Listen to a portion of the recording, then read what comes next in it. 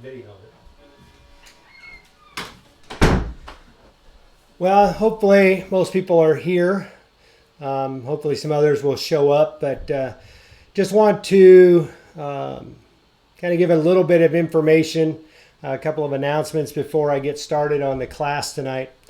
First one is I really want to thank Mendel for getting the YouTube set up for us to stream on. I think it'll be a little bit better than Facebook. Hopefully it won't have buffering problems for many of you at home. It also allows me to go ahead and include my PowerPoints in the video, and you don't have to just sit and look at my ugly mug for the whole time. So the other one I want to kind of encourage everybody to do, and thank everybody for already doing a lot of it, and that's kind of virtually connecting through social media, texting, phone calls, finding out what people need and helping one another. That's going to be really important, for the next month as we live through an unprecedented time in our lifetime anyway.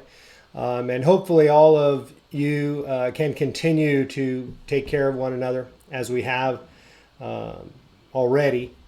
But please let people know, let the elders know how you're doing, and let them know, if you need anything, what's going on. We already have a number of people laid off from work or having lost their jobs because of this. And I'm sure there'll be more, and there'll be some who simply might be out of work for a number of weeks and not getting paid. And so we are taking up collections specifically for that benevolent fund. We've already had almost a couple $1,000s donated to it. We're appreciative of those willing to help out the people who might be struggling. So a couple of other things. Because of the announcement today by Governor Little that really wants everybody to shelter in place, there will be no gatherings at all for the church through April 15th at least.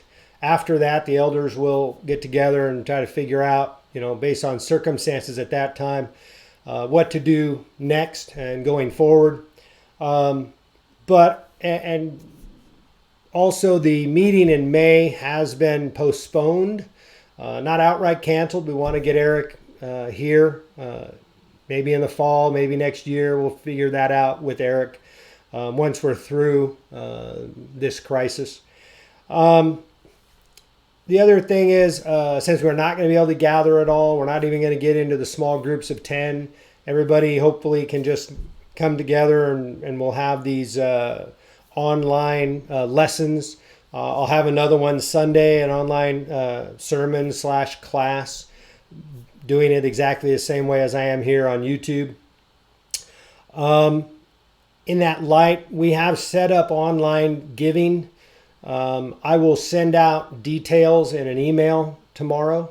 And it's going to be pretty simple. The number of different places you can go and contribute either to the church in general or specifically the benevolence fund for people in need. And we'll let you know as needs arise and how we are doing as far as the contributions for that. So other than that, let's kind of get started in 2 Corinthians. Just going to cover through the kind of the mid part of chapter 5. It's kind of a really good stopping point for us tonight. But 2 Corinthians is one of those books that people struggle to outline because he seems like Paul is rambling.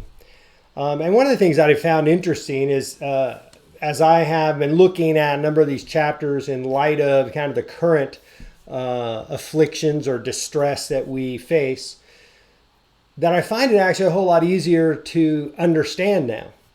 Maybe not really being connected to his distress, his afflictions, maybe never having quite seen it before.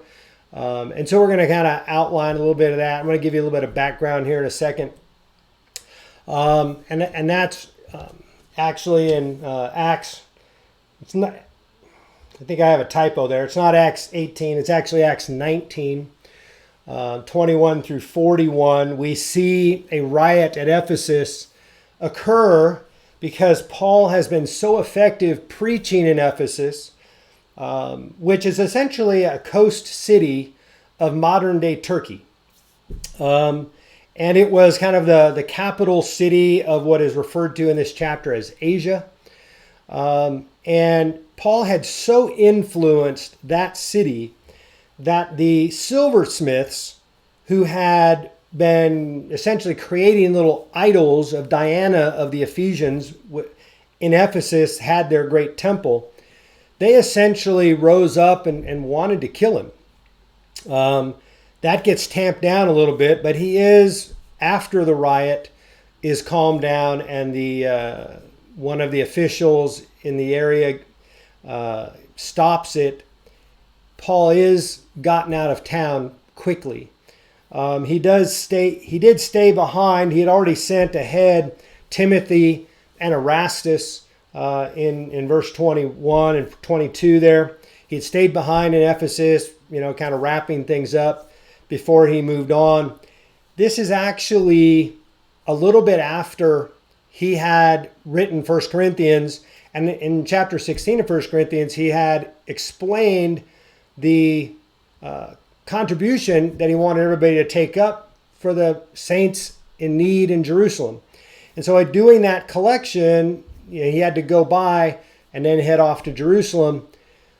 Well, that was where he was going next, essentially. And he was going to travel from Ephesus over through Achaia, and then which is Greece and Macedonia, taking up the collections in all of those cities before he finally leaves to go back to Rome. So understanding kind of that background helps us understand the book of 2 Corinthians a bit, because the book of 2 Corinthians we're given this teaching inspired by the Holy Spirit, but in the light of the circumstances that Paul himself was enduring. So we get all of these lessons about his own life and about his own situation, as well as the situation with the giving. And so let's just kind of go through here and look at some of the things to look at. And so at the beginning of the book in 2 Corinthians, we have a natural greeting that they gave in almost all their letters. It was just a common greeting, like when we say, hello, so-and-so, comma. This was a normal Greek greeting in their time. And he greets them in this letter, kind of stating who he is, an apostle of Jesus Christ, and Timothy, our brother. So that Timothy's with them, and they're sending this. Timothy is probably the one writing this down. Paul didn't write things down very often because he wrote with big letters. He couldn't see very well, apparently. And so he's writing to the church of God. It's in Corinth, all the saints there. And he starts really in the first section right away with what he's been dealing with and how God has comforted him based on what he had just been dealing with. He said, "Blessed be the God and Father of our Lord Jesus Christ, the Father of mercies and God of all comfort, who comforts us in all our affliction, so that we may be able to comfort those who are in any affliction with the comfort with which we ourselves are comforted by God." And so the very first point is kind of the title of my slide here, is God comforts us so we can comfort others. And in this section, he tells us that we share in these sufferings of Christ and of Paul and one another, so that we can learn to become more reliant on God rather than our own abilities, our own ability to make money, our own ability to care for other people. We need God in every single way. And often sufferings help us understand that we're not relying just on doctors. We're not relying just on, a teacher or whatever profession it may be. We need God and his help all the time. And in that vein, I just want to read verse 9. I'm not going to read all the verses of every section. I just have some verses for each one I want to highlight. And he says in verse 9, "Indeed, we felt that we had received the sentence of death. He actually talks about that in verse 8. He says, "For we do not want you to be unaware, brothers, of the affliction we experienced in Asia." He's referring to what happened in Ephesus. And he thought he was going to die. He says, "For we were so utterly burdened beyond our strength that we despaired of life itself." They thought they were going to die. They thought they had received that sentence, that God had said, "This is your time." And he goes on from there and he says, "But that was to make us rely not on ourselves, but on God who raises the dead." And that's really the key point at the beginning of this. And it really is the key point all the way through chapter 6. That he is talking about how our sufferings allow us to grow and to be victorious in God. That we become part of this ministry that God started with Jesus to reconcile all people to himself. And so let's look at the next section here. Paul, starting in verse 12, talks about the change of plans that he made for their sake. The change of plans are this. He had initially told them that he was going to come to Greece from Ephesus. He was going to sail across the Mediterranean Sea. He was going to come to Greece. He was going to travel up through Achaia and Macedonia, making the collections, come back to Greece, and then set sail from there to Rome. But he changed his mind. He didn't do that. Now, that could be because of circumstances in Ephesus, but he actually doesn't say that. He says that he did it to spare them. And he says in verse 23, "But I call God to witness against me. It was to spare you that I refrained from coming again to Corinth." I didn't want to come thinking he might have to correct them harshly. Because at this point, when he made the decision not to go first, what we're going to see in a second, he didn't know how the efforts of Titus, this evangelist that he had sent over there, he didn't know how that had gone yet. He hadn't received a report from Titus. So he was unsure of what's going on. Now, the writing of 2 Corinthians, he has received a report from Titus. He finally got caught up with him in Macedonia. But he left Ephesus, decided, I'm not going to go to Greece first. I'm going to go up through Achaia, and I'm going to go to Macedonia and then Achaia. And he's basically defending himself here against their charges that they might make against him. Whether they already were doing that or not, unsure, but he's kind of anticipating that. This church apparently has been complaining about him in a lot of different ways. And then the last point on this slide, starting in verse 5, he mentions this idea of forgiving the sinner. Now, he doesn't express who it is exactly. The guess is that it is the man caught in adultery in 1 Corinthians. But we don't know for sure. That's probably our best guess. But I don't know that who it is directly matters that much to his point. And I think his point here about forgiving the sinners, because I always never really understood this point in the context of the whole beginning of the book. But I think it helps us understand this idea that our sufferings, that our victory through these sufferings help us in this ministry of reconciliation, because that's really the point. He's telling them, you need to forgive this sinner. You need to reaffirm your love for this sinner. Now, we are assuming he has repented of those things and he has learned his lesson from their correction.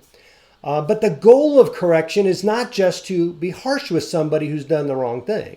The goal of correction is to reconcile, to have them be right with us and with God again. That really is the heart of the gospel message. And it is the heart of really the first 6 chapters of 2 Corinthians. And so I'll just read the 6 and 7. For such a one, this punishment by the majority is enough. So you should rather turn to forgive and comfort him, or he may be overwhelmed by excessive sorrow. So I beg you to reaffirm your love for him. Now, we're going to kind of move on. I don't want to spend as much time in those sections. I kind of highlighted them to some degree. But I want to point out a couple things that happen here. In chapter 2, 12 and 13, he tells us why he was in some distress. He says, when I came to Troas, and that, by the way, is north of Ephesus before sailing across the sea over to Macedonia. And so he had come to Troas, this port city where he could get a boat and sail over to Macedonia. He went there to preach the gospel of Christ, and he says, even though a door was open for me in the Lord, my spirit was not at rest because I did not find my brother Titus there. So I took leave of them and went on to Macedonia. Now I think we can read from that verse. For Paul to not take an opportunity he had to preach the gospel because of his worry for Titus tells us how bad he worried for Titus. Because I imagine most of us, we can't even imagine anything hardly keeping Paul from an opportunity to preach the gospel to somebody. And so the fact that he had opportunities and he gave them up to go find Titus tells us how worried he was. Now what's interesting is from this point, and he says, so I took leave of them, went on to Macedonia. And if you scroll up or turn over in your Bibles up to chapter 7, starting in verse 5, you'll see that he actually comes back to this point.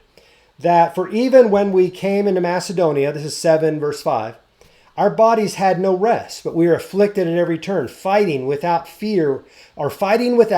and fear within. But God, who comforts the downcast, comforted us by the coming of Titus.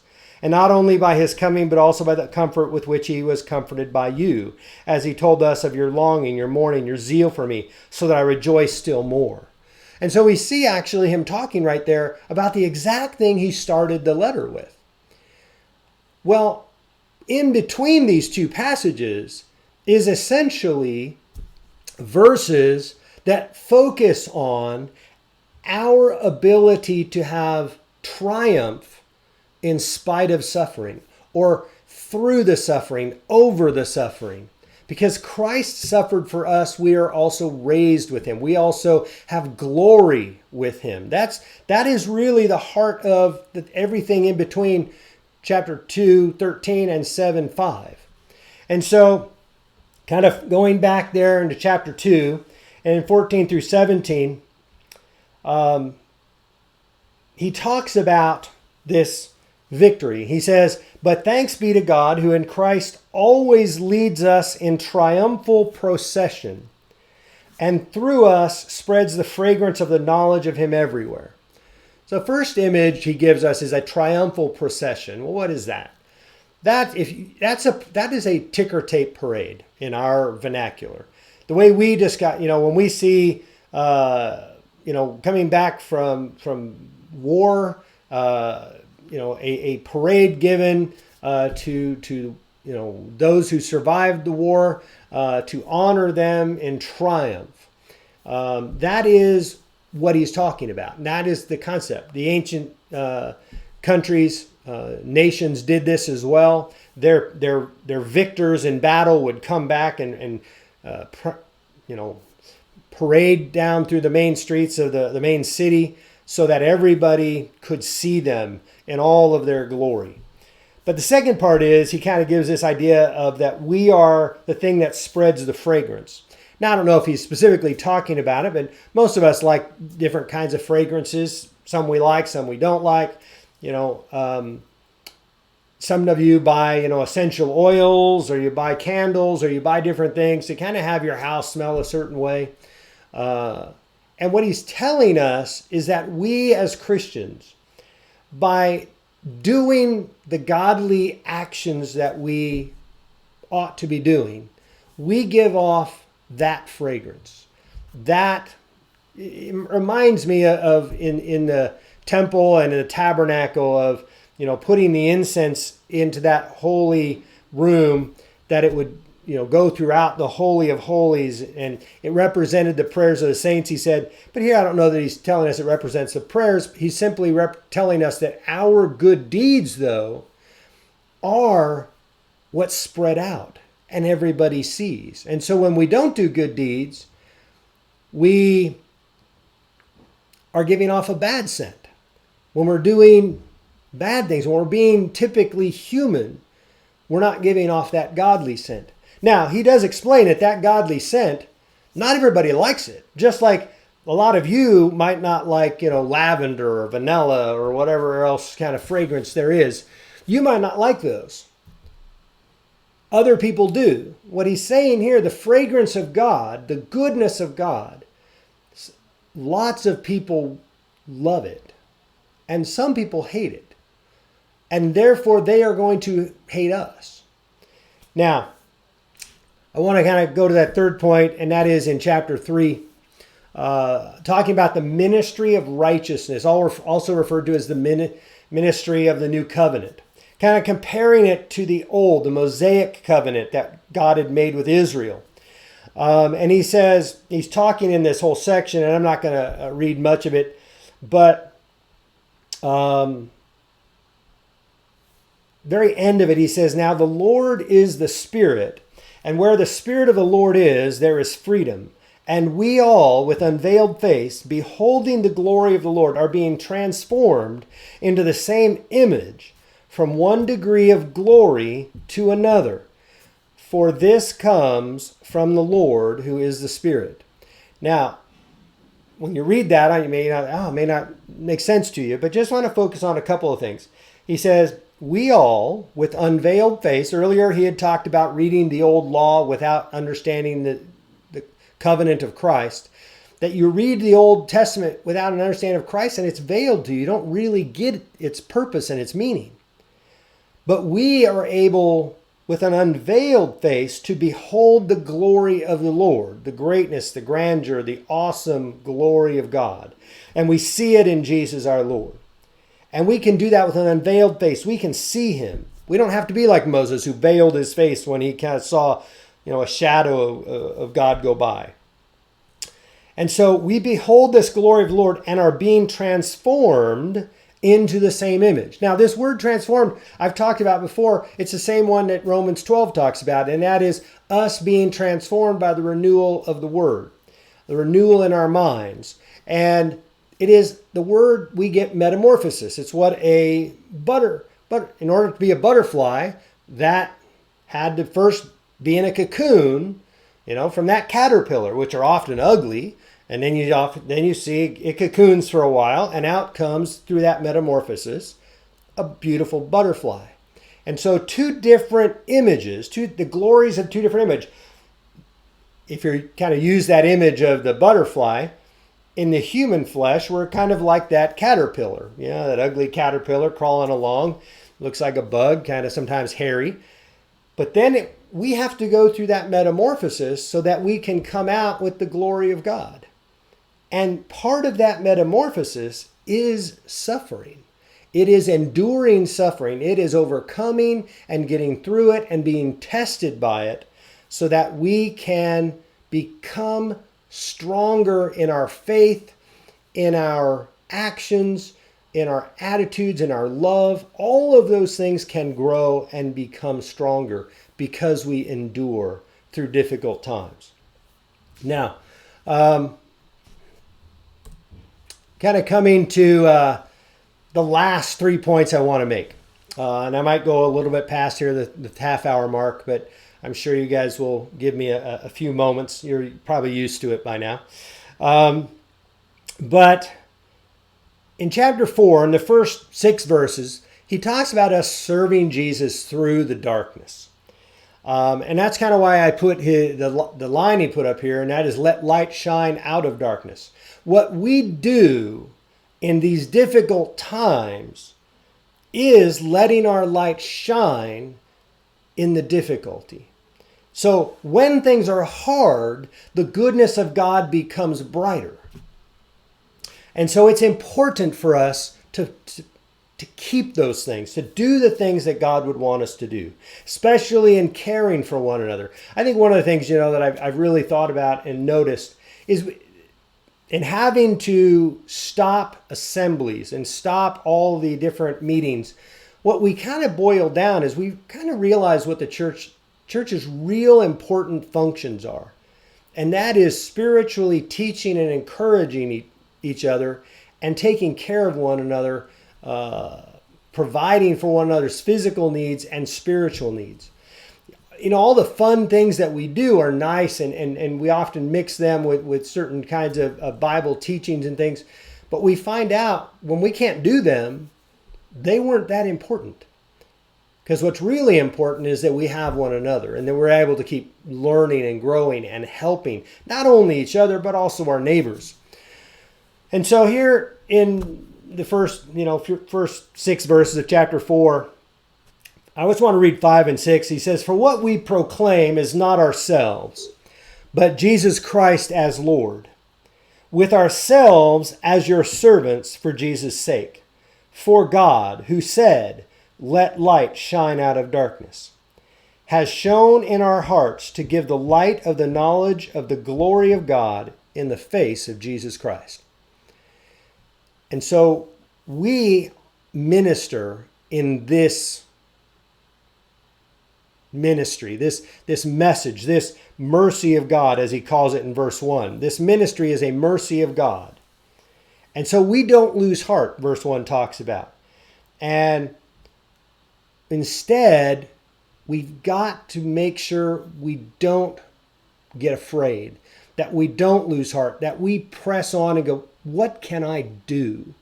I might not be able to go out. I might not be able to do things. And maybe staying in is what I'm doing for others. And I know a number of you are. Some of you are staying in because of your own health, and others are staying in to prevent sharing anything with those who are in ill health. And so all of us have a part to play. And so we need to let our light shine in this darkness. And he goes into the end of chapter 4, and that is 7 through 18. And I talked about this earlier this week, or last week, I guess, talking about this treasure, this gospel message of Christ, this ministry in the mercy of God, has been delivered to us and put into jars of clay. They break really easy. We can be destroyed really easy.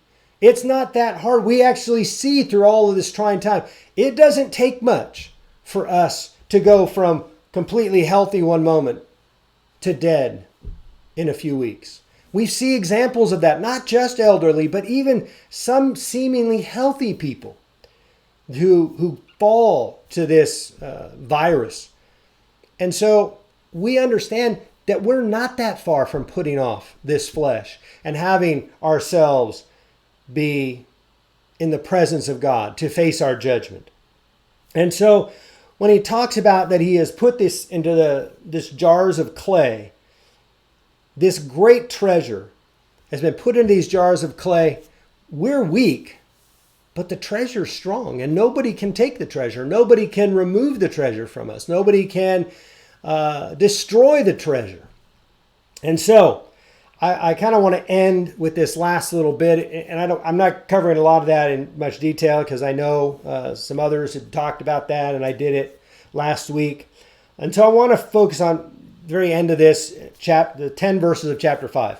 He says, "For we know that if the tent, that is our earthly home," that's talking about our body, "that if this tent, which is our earthly home, is destroyed," for whatever reason that may be, by the way, it can come in lots of different forms, "we have a building from God." We have another home. We have another tent. We have another constructed dwelling for our spirit. It is a house not made with hands. It is eternal in the heavens. That's what he's telling us. And he says, "For in this tent, this body, we groan." We do that in the mornings. The older and older I get, the more and more I wake up in the morning and go, "Oh man, that was sore. I don't remember that being sore before." We groan. We groan when we get tired. We groan when things are hard. We groan just because emotionally we are trying to endure the uncertainty of life. And so in this body, we're going to groan. We need to understand that. That's not going away. But we should be longing to put on the heavenly dwelling. And that's what he's urging us to do. We need that longing. That helps us overcome the fear, so that if I do get anything, if something happens to me and I am to pass away and this body is to be destroyed, that's okay, because then I get to have what I really want. And he says, I'm longing for that heavenly dwelling, if indeed by putting it on, we may not be found naked. For while we are still in this tent, we groan, being burdened. Not that we would be unclothed. We're not trying to put off this body. That's not our desire. Our desire is to put on a better body. And he says that we can be further clothed, so that what is mortal may be swallowed up by life. He who has prepared us for this very thing is God, who has given us the Spirit as a guarantee, this down payment. And he says, so we have the Spirit with us, walking with us, a part of us. And we've been given that, so that is just the down payment of the glory that's coming. And then he says, so, this is kind of the conclusion, so we are always of good courage.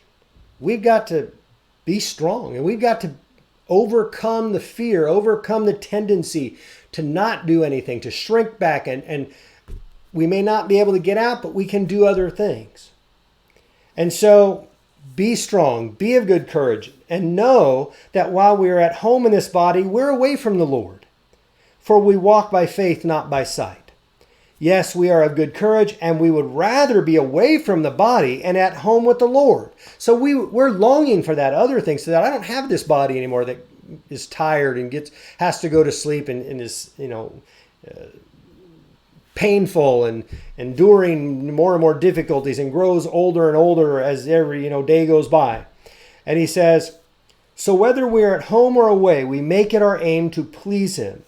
For we must all appear before the judgment seat of Christ, so that each one may receive what is due for what he has done in the body, whether good or evil. So in these tough times, in these suffering times, press on, do the good, shine in the darkness that we face. Help people, encourage people.